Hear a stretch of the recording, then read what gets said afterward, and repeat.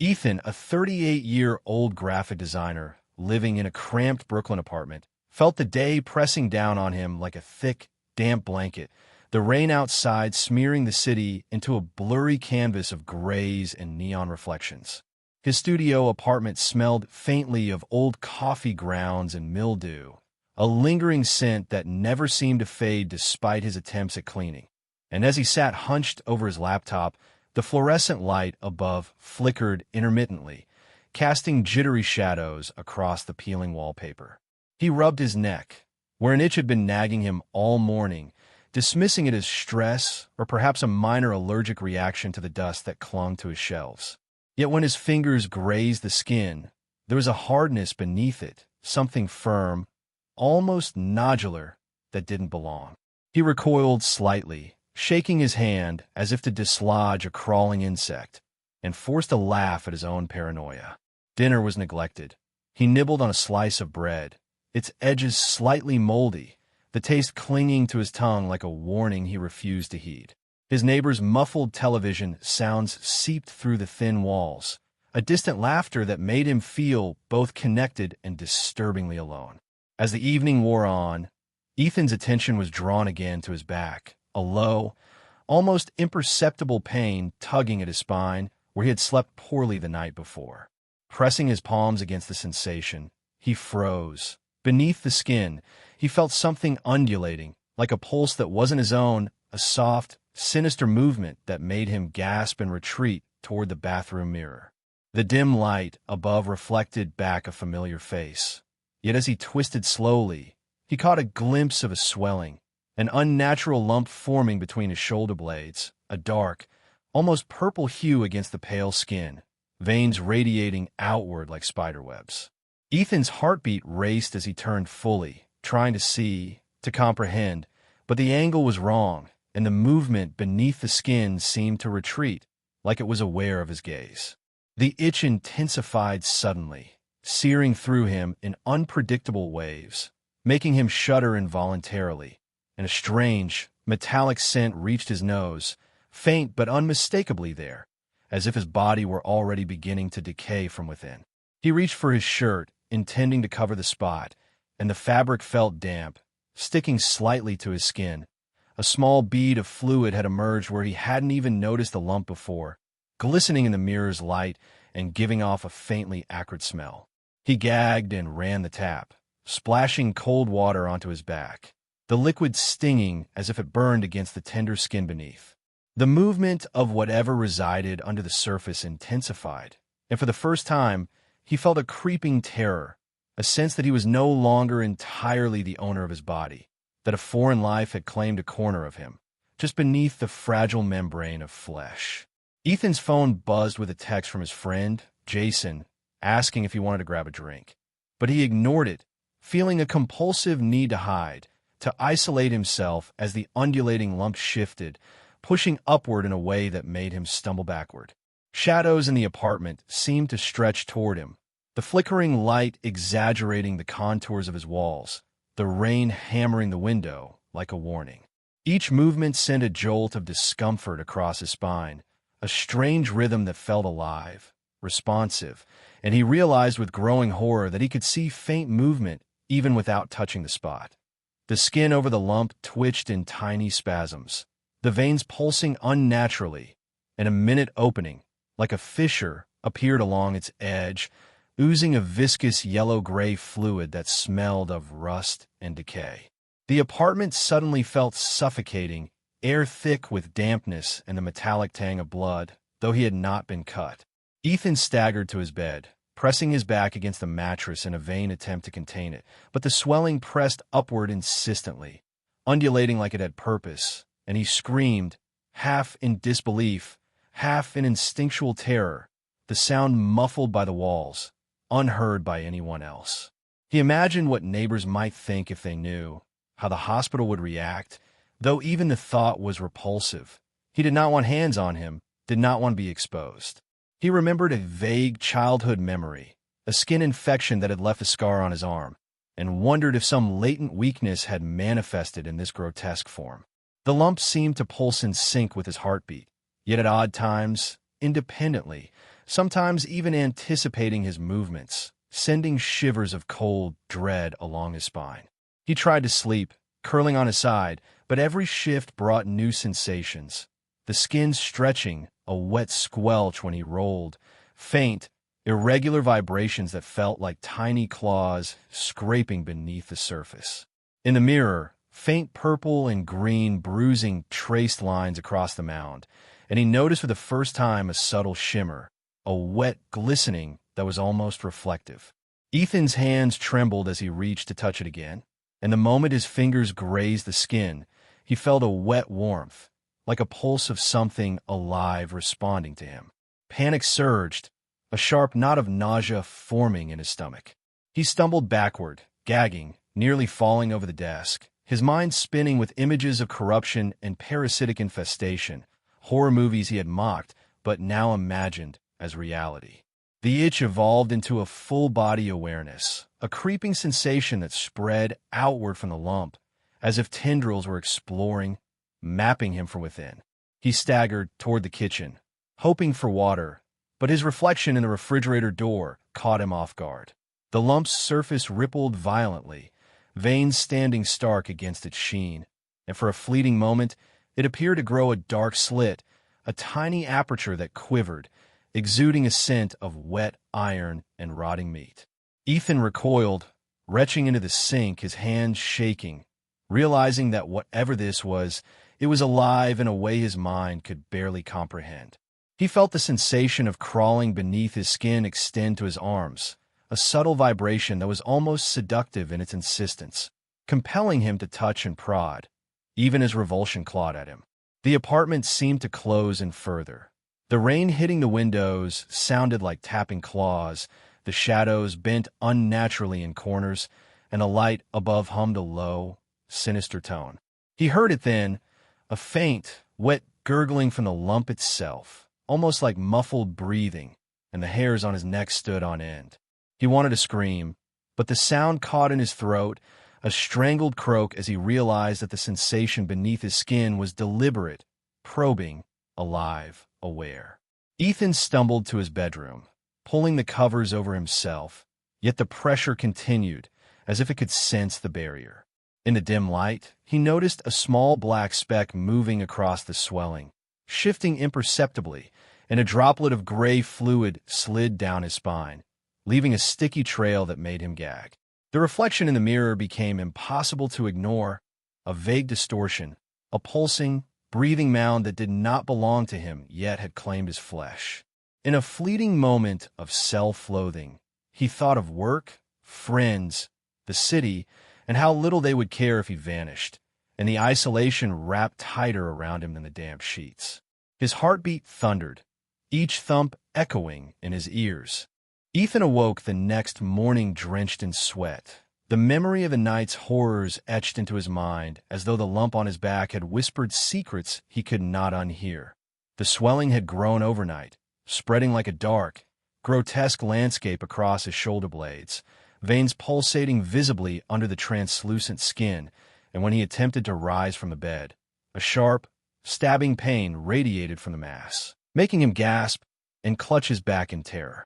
The metallic, rotten scent lingered in the apartment, mingling with the dampness of the rain-soaked city beyond the window, and Ethan felt a wave of nausea as he realized he could no longer ignore it. He had to see someone, anyone, who could tell him this wasn't normal. Dressing was an ordeal.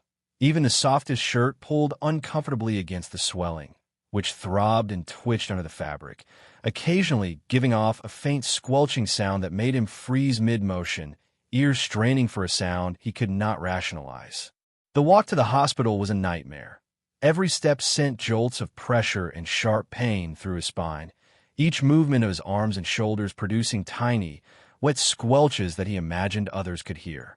Passers-by glanced at him, and he imagined their revulsion, the way they might recoil if they knew the truth, and panic rose like bile in his throat. In the waiting room, the antiseptic smell of the hospital mingled unpleasantly with the lingering metallic scent from his back, making him dizzy, and he avoided mirrors, fearing the reflection would betray what his mind could scarcely accept. When the nurse called his name, Ethan rose reluctantly, grimacing as the lump beneath his shirt shifted violently, pressing against his spine, making him feel as though something alive was crawling toward the surface.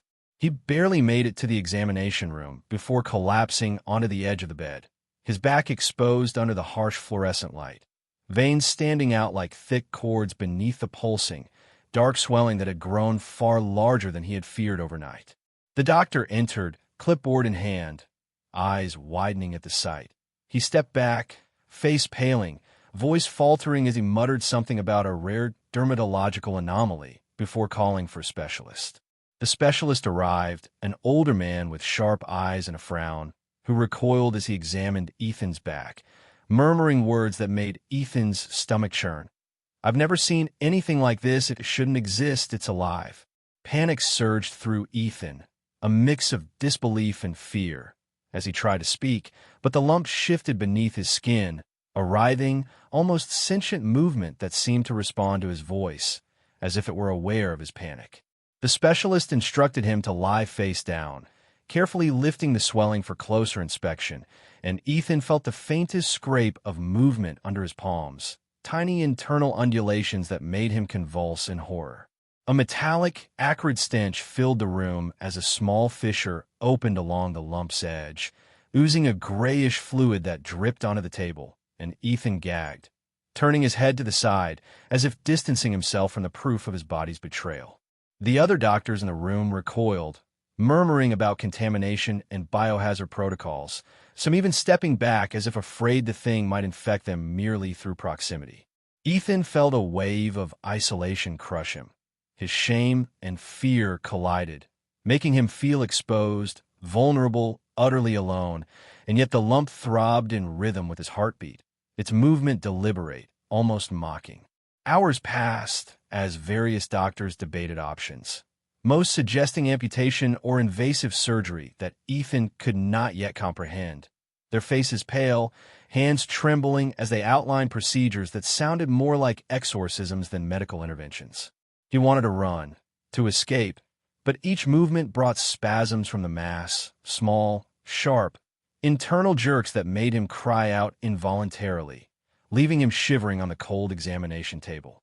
Finally, a young surgeon, quiet and precise, stepped forward, eyes steady despite the horror in the room. He placed a gloved hand lightly on the swelling, and Ethan flinched at the warmth, the subtle pulse beneath the skin almost hypnotic, as though the mass acknowledged this new presence differently. The young surgeon suggested a novel approach, a delicate excision that might remove the living tissue without provoking it further, and Ethan, driven by terror and desperation, agreed, clinging to the idea that this might be the only chance at salvation. The procedure began, sterile instruments glinting under harsh lights, and Ethan felt every subtle vibration of the swelling as the surgeon worked carefully around it, hands steady, whispering reassurances he could scarcely believe. The lump resisted, tiny undulations crawling beneath the surface, and at one point a fissure split along its side, releasing a hissing, acrid vapor, the smell of burned metal mixed with decaying flesh filling Ethan's nostrils and making him gag. Yet the surgeon remained focused, navigating the grotesque, semi-sentient tissue with a precision that seemed almost unnatural. Hours passed, Ethan losing track of time, the horror and revulsion burning into his senses, but slowly, meticulously, the swelling began to diminish under the surgeon's skilled hands, veins collapsing, the dark mass flattening, its pulsing waning to a faint tremor, and for the first time, Ethan allowed himself a flicker of hope. When the surgeon finally stepped back, exhaustion etched into his face but eyes steady, he covered Ethan's back with a clean dressing, muttering that this was only temporary, that the mass had been removed as carefully as possible, but something of it had likely remained, lurking, dormant, waiting.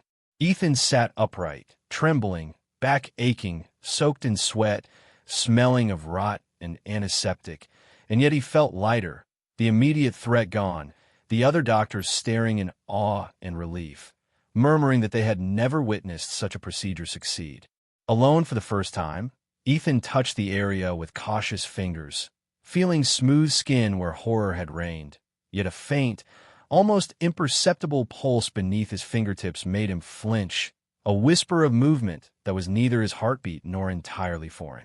That night, as he lay in his apartment, rain tapping against the window, the metallic stench still lingering faintly in the air, Ethan drifted into a restless sleep, haunted by the memory of the mass, the surgeons' faces, the alien sensation beneath his skin, and in the darkness, he felt it again.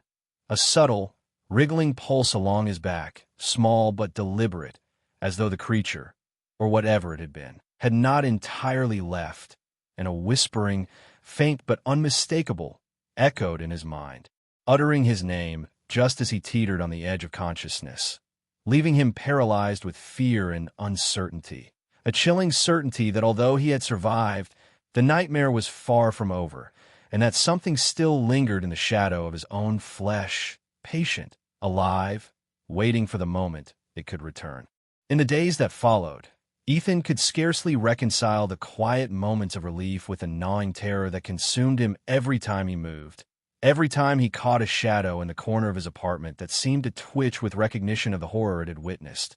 For though the lump had been excised, a faint, almost imperceptible undulation beneath his skin reminded him constantly that the creature, or what he increasingly feared was a parasite of some unimaginable origin, was not entirely gone. He avoided mirrors, fearing that the reflection would betray more than he could bear.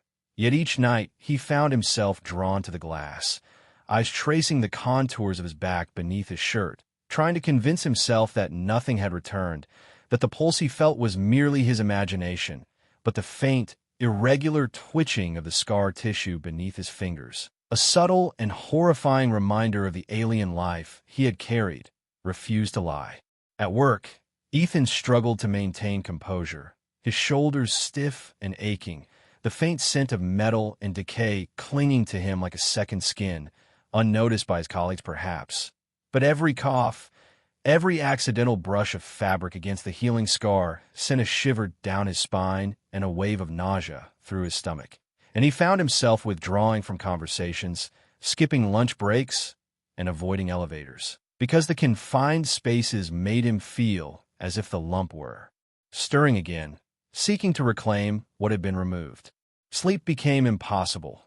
Dreams of writhing flesh, black tendrils slithering beneath skin, and whispered voices calling his name tormented him, each nightmare leaving him drenched in sweat, fingers trembling as he pressed against the scar, willing the sensation to be nothing, willing the tiny, persistent pulse beneath the surface to be a trick of his imagination.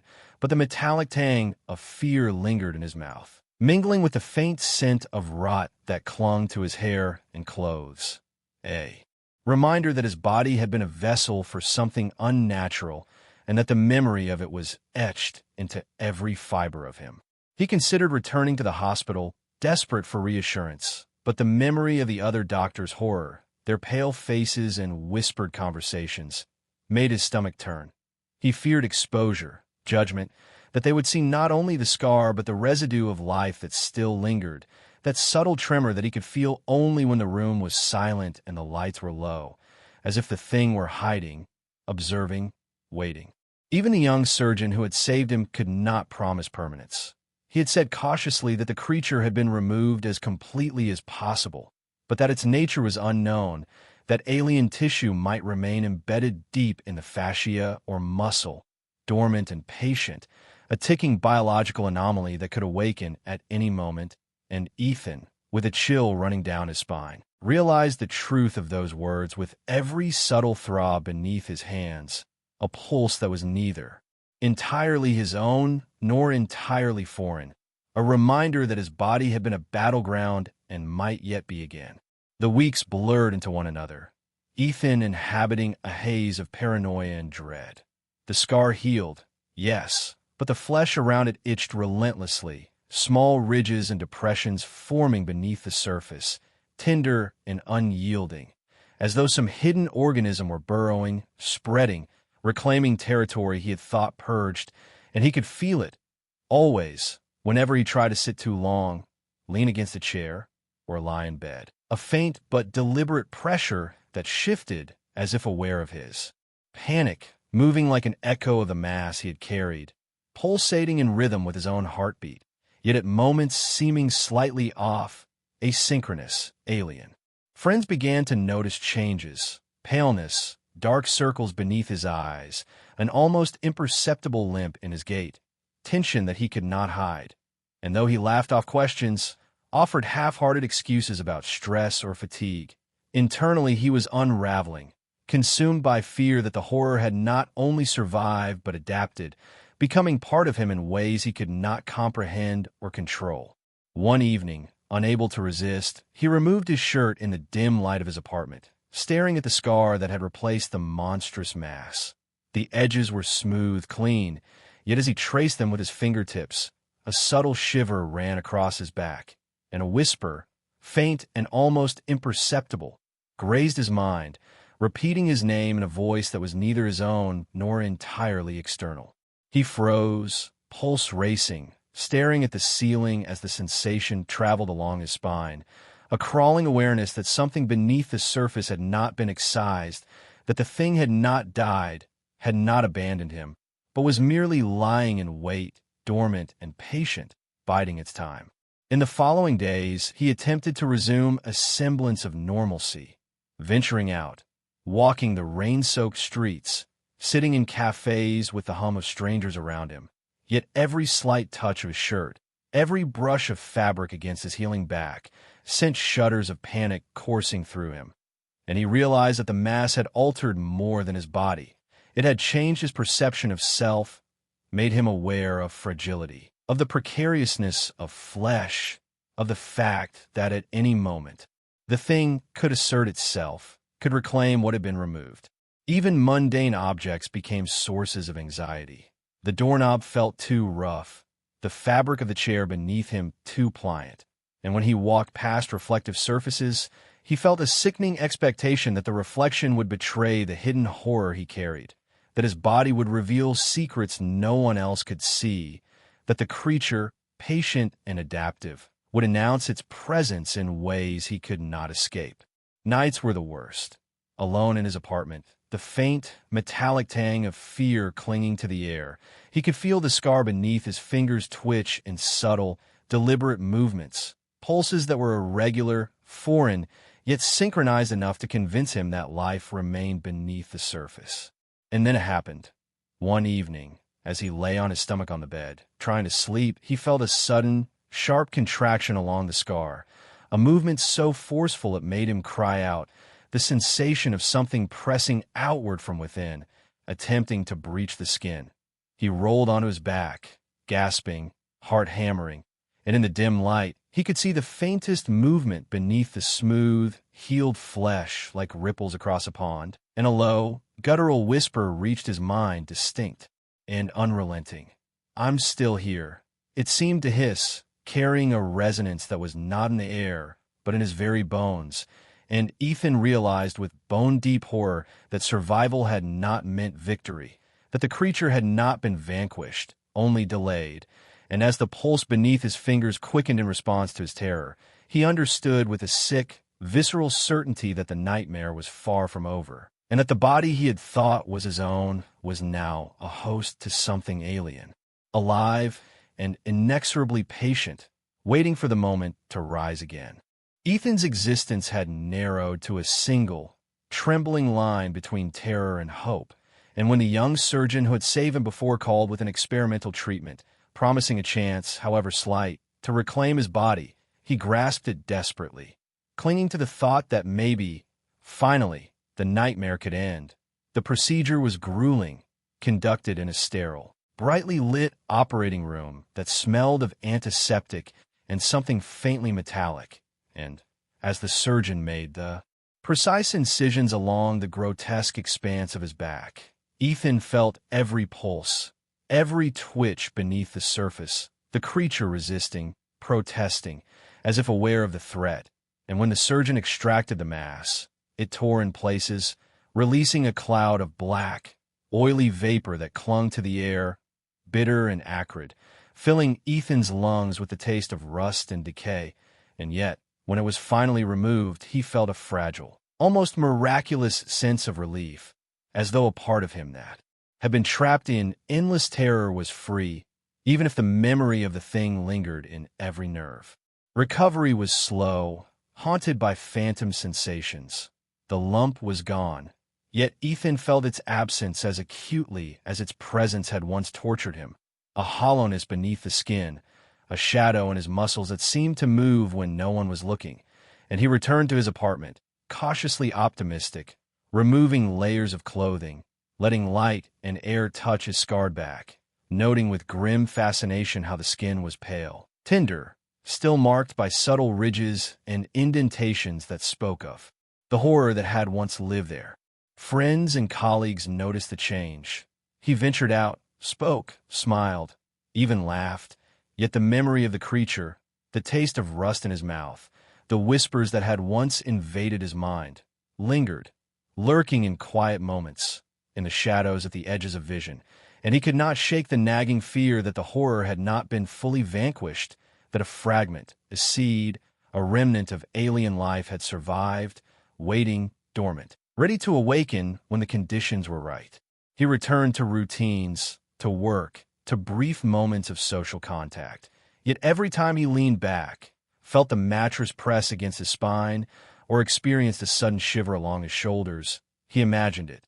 The mass, still alive, still observing, still patient, coiled within his flesh like a dark heart, and the knowledge that his autonomy might never be complete gnawed at him constantly.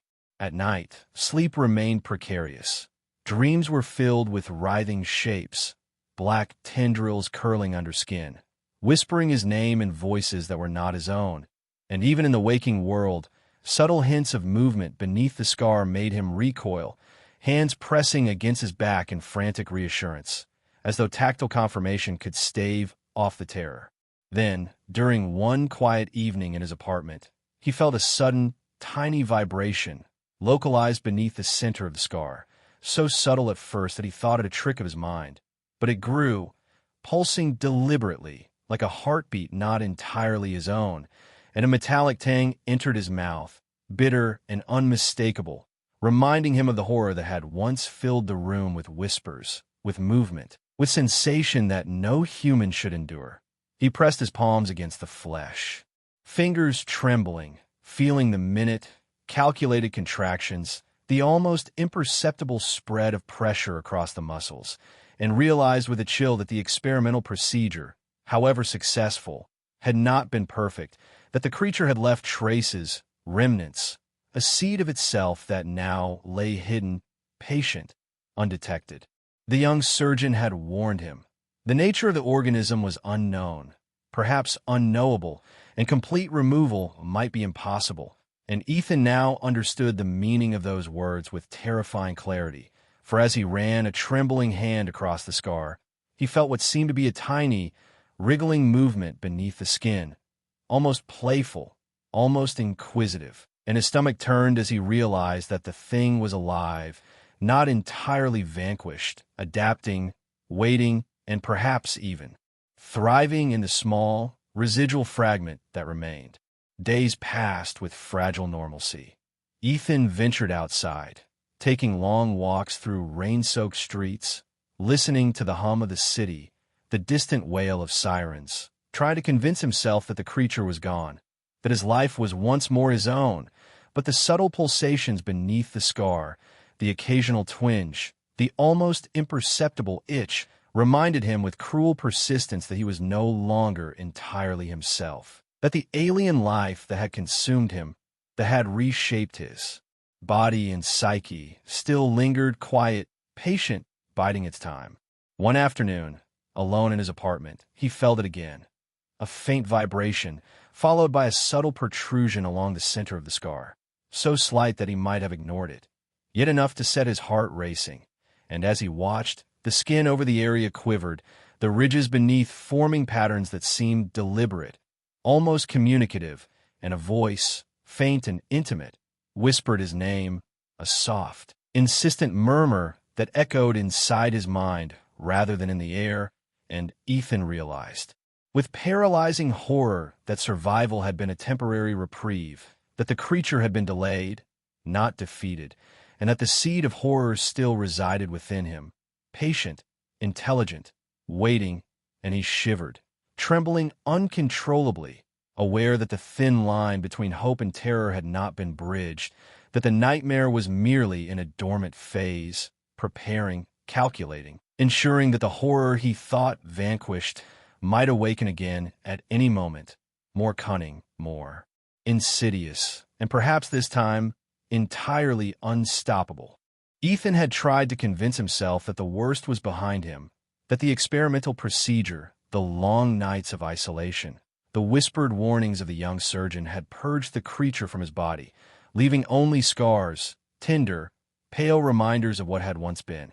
Yet the truth remained slippery, elusive, hovering at the edge of perception, for no matter how carefully he moved, no matter how often he checked his reflection, there was a subtle, almost imperceptible thrum beneath his back, a reminder that the alien presence had not entirely relinquished him, that it lingered dormant, coiled like a predator waiting for the precise moment to strike.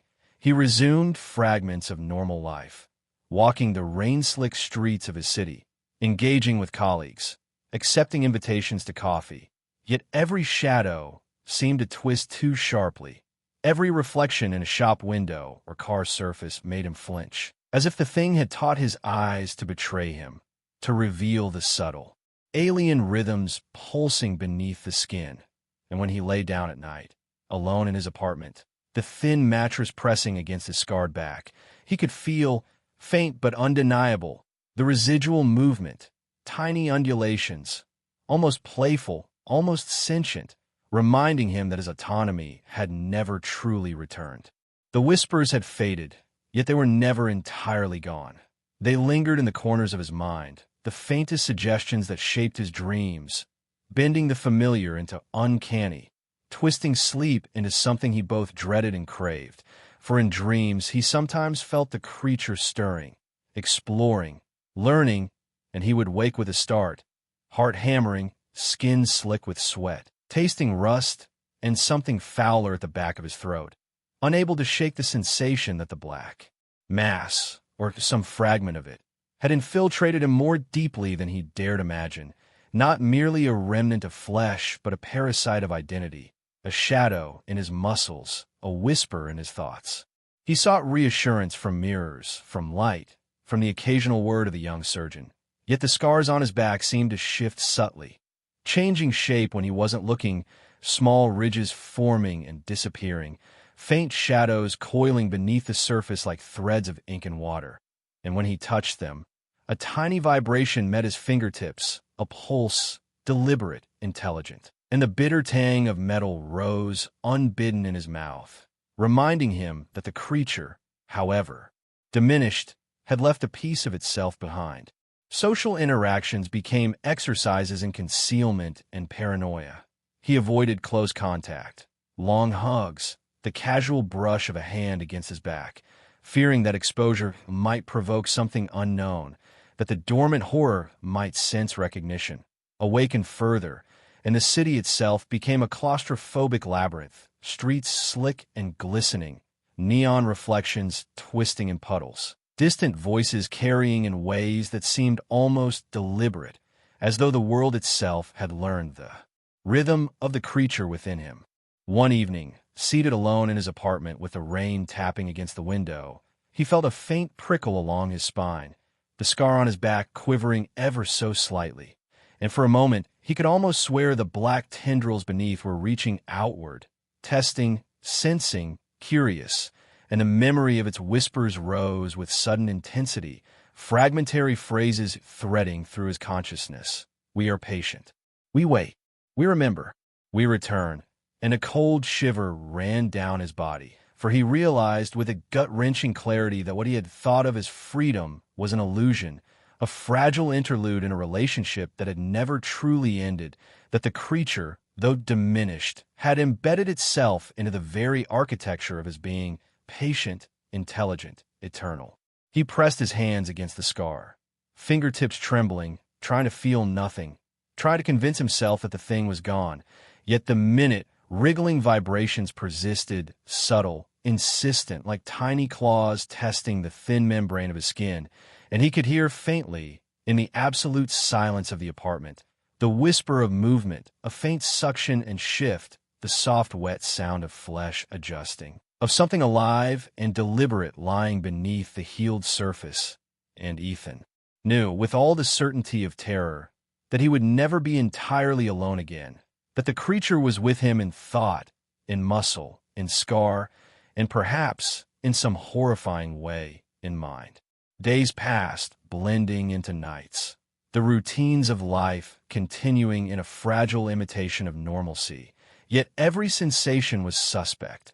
The itch of his shoulder blades, the subtle resistance of the scar when he moved, the faint metallic taste in his mouth, the smell of faint decay that would rise unbidden from the mattress or the air. And though he walked the streets, spoke to friends, and engaged with the world, the awareness of the parasite, patient and intelligent, embedded beneath his skin, never allowed him to relax, never permitted him to forget.